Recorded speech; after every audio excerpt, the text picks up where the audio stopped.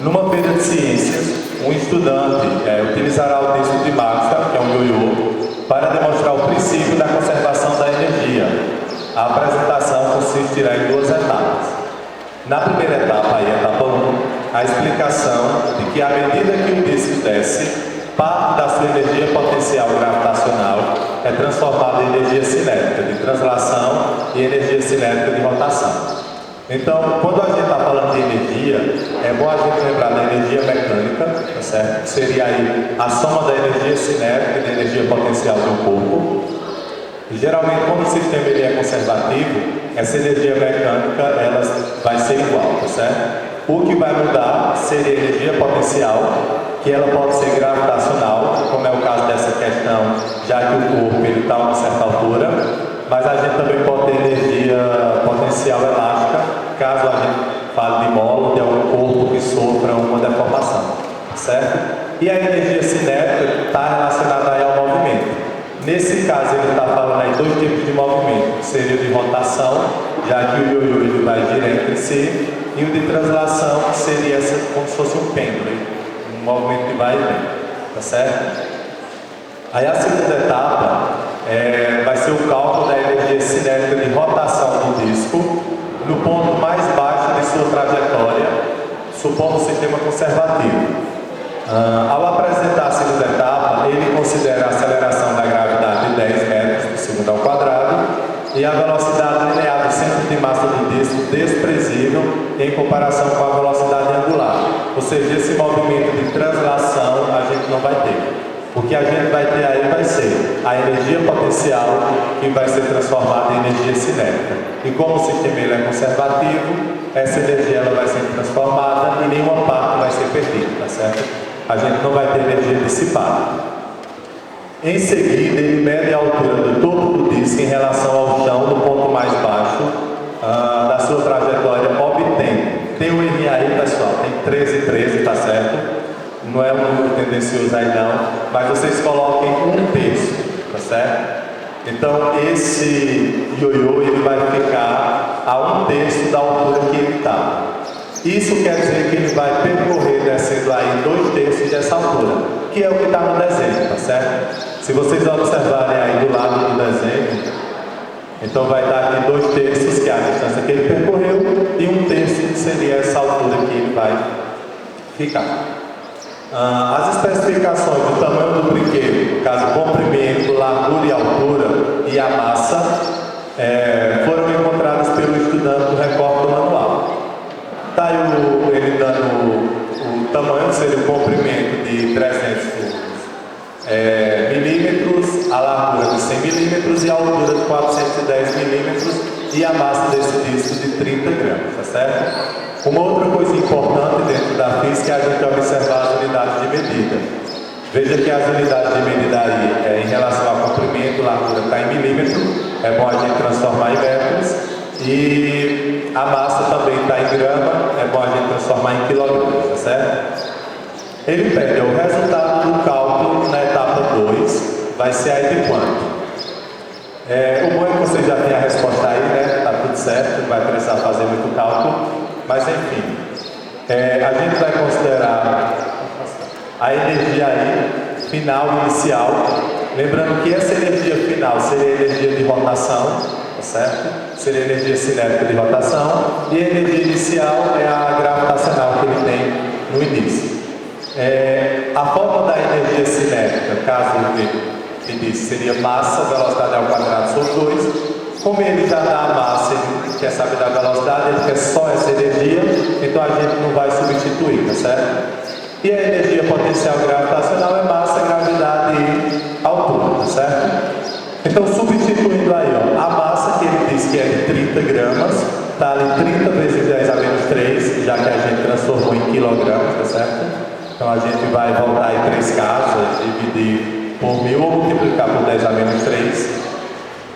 Ele está na gravidade, que a gente já sabe que é de 10, e a altura seria, essa altura que ele está dando é de 2/3 da altura inicial. Então seria 2/3 da altura, que é 410, e eu vou multiplicar por 10 a menos 3, porque está em milímetro. E a gente lembra que esse milho ele vale 10 a menos 3, como o micro vale 10 a menos 6, que a gente tanto vê na parte da eletricidade, tá certo? Então, substituiu aí e só foi resolver. No cálculo que está aí, eu simplifiquei o 30 por 3, tá certo? Então vai ficar 10 vezes 10 a menos 3, vezes 10, vezes 2, 10 2 vezes 410, vezes 10 a menos 3. Multiplicando tudo aí, a gente vai ter 82.000 e resolvendo a potência de 10 ficaria 10 a menos 6. E para ficar em notação científica, seria 8,2 vezes 10 a menos 2. Tá certo? E só mais uma coisinha. Assunto do segundo ano, procurem dar uma olhadinha na parte de termologia, que sempre cai, tá certo? E a parte de ondas, principalmente aquela parte dos fenômenos, quando a gente fala de fração, refração, ressonância, que de vez em quando o Enem costuma cobrar, tá certo? Sucesso aí para vocês e até mais.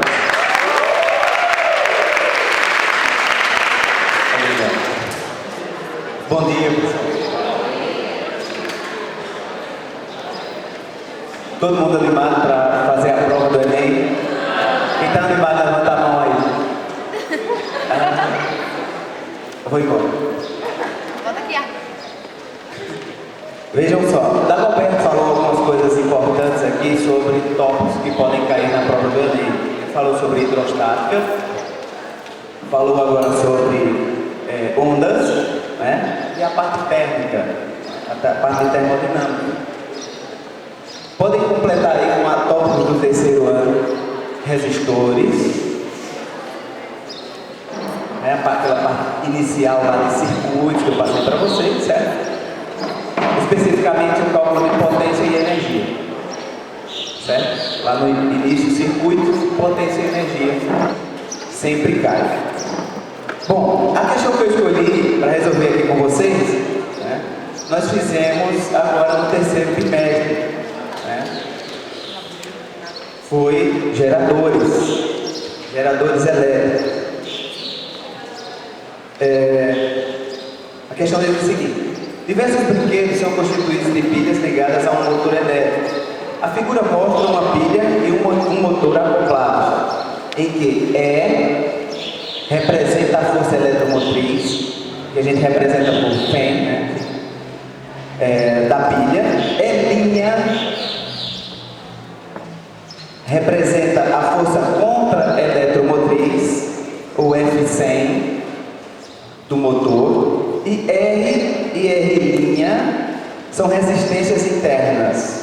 Lembrando que essas resistências internas, né, elas são específicas do material. Lembram disso quando a gente tem, por exemplo, um fio. O fio está abastecendo aqui o projetor. O fio tem a sua resistência interna, certo? Você não tem como modificar isso. Isso faz parte do circuito. Então, tanto na pilha vai ter a sua resistência interna, que ele chama de R, como no motorzinho também vai ter sua resistência, né, específica dele, que ele chama de R', tá certo? Isso a gente não modifica. Agora, o que é importante a gente saber? O que é a Fm? Ou o que é a força contra a eletromotriz, a F100? A Fm é uma diferença de potencial, que no caso da pilha é gerada pela reação química, tá? Se você tem lá uma pilha que acabou o produto, né, os produtos para ter a sua reação, você tem uma pilha descarregada. E aí quanto é que vale uma Fm de uma pilha descarregada? 0. Certo? Você tem uma pilha que não tem mais diferença de potencial entre os seus polos. Tá claro a ideia de Fm? Agora vamos para o motor. O que seria a F100? Ou seja, o que seria a força contra a eletromotriz? A força contra a eletromotriz é a diferença de potencial que o sistema elétrico manda para esse motor.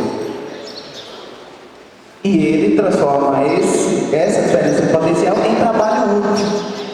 Então ele recebe do sistema elétrico U', e transforma em trabalho útil como força contra a eletromotriz. Certo? Então, força eletromotriz é a reação química da pilha, vai fazer a diferença de potencial, e a força contra a eletromotriz é o trabalho útil realizado pelo motor. certo? Então, continuando o problema aí, né? É assim, um problema comum que danifica esses brinquedos é o travamento do eixo do motor. O que ocorre com a força contra-eletromotriz e com a energia fornecida pelas pilhas que ocasionam danos ao motor quando seu eixo de rotação é travado? Podem passar aí a página.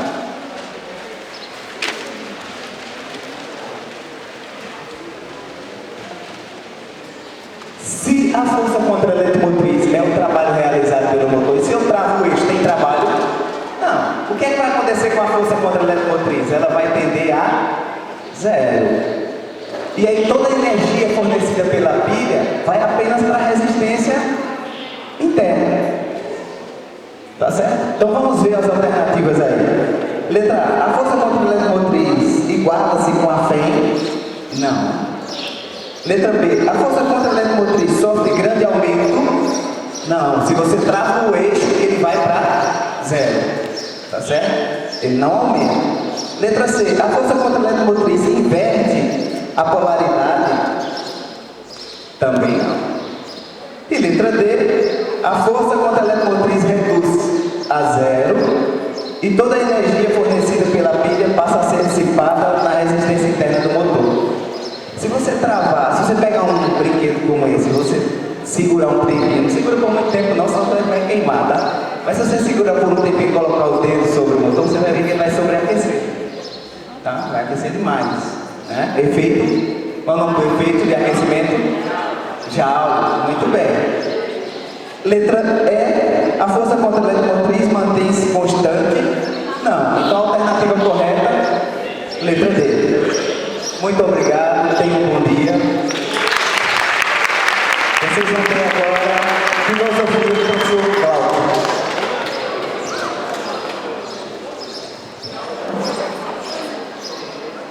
Bom dia. Quem aqui está com isso? Só sabe que não sabe. Bem-vindo ao time. Estudar uma constante, como já foi dito aqui hoje. Então, para que nós sempre estejamos buscando esse conhecimento, foi que ele disse isso. Porque a gente não enche nada que está cheio, né? A gente só enche a gente que está vazio. Então, a busca do conhecimento é algo constante, tá? Eu trouxe aqui para vocês uma questãozinha sobre contratualismo. Eu até respondi outras questões com vocês em outros aulões. No entanto, eu trouxe novamente porque eu trouxe também uma estatística que vocês estão vendo aí, que ela diz que há 93% de chance de uma questão dessas cair no Enem, devido à tendência que há dessa repetibilidade de questões. Então, gente, eu resolvi trazer essa questão que eu trouxe aqui, até porque aborda alguns pensadores, que são bastante importantes também. E aí a gente vai explorar elas agora. Eu só para, a nível de acadêmico, vocês já viram metodologia científica aí com a professora, com alguns professores, então a gente tem que sempre referenciar. Então eu tirei da plataforma Repertório, tá? Não foi algo que eu criei, não. É uma plataforma interessante, se puderem sim. Pode passar. Então vamos de fato para a questão, o que interessa. Gente, primeiramente, o contratualismo, a ideia do contratualismo, ela surge através de pactos sociais. Que pactos sociais são esses?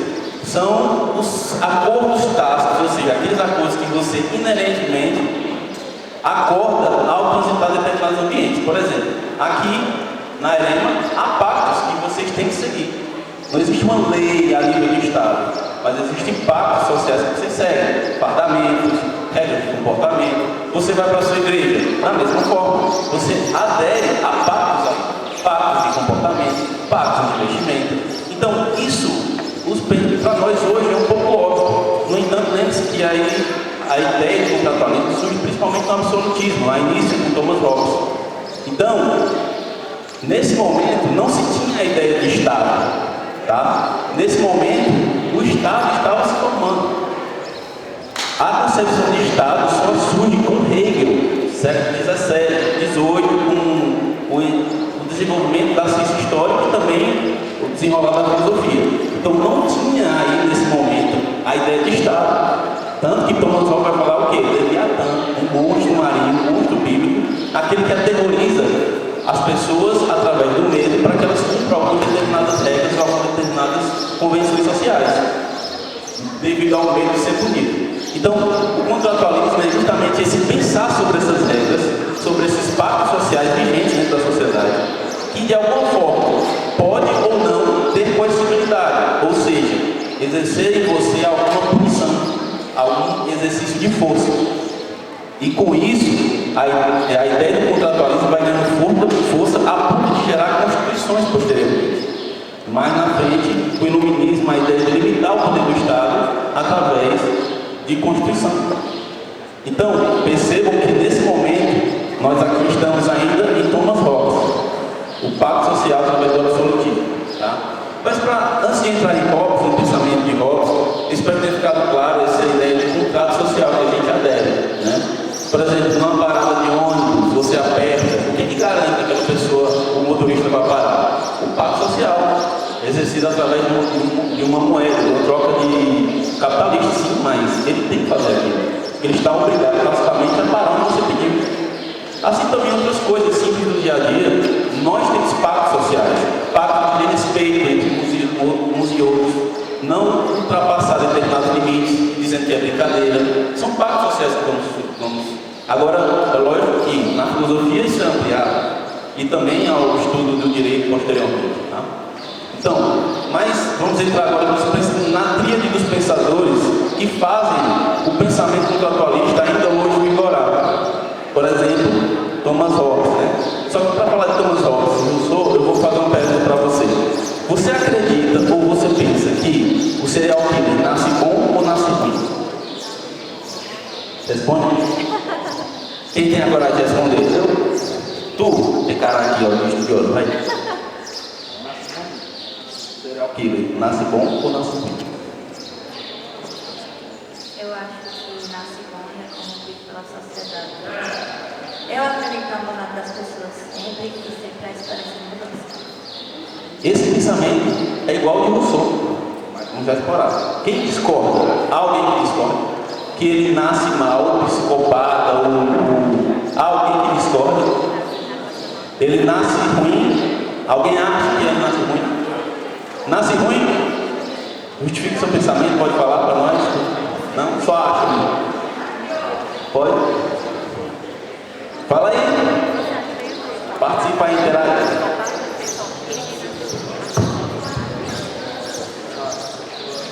Eu acredito que ele nasce ruim, porque para fazer serial killer eu acho que ele tem que ter muito psicopatia. Eu acho que psicopatia você já nasce e você não consegue desenvolver.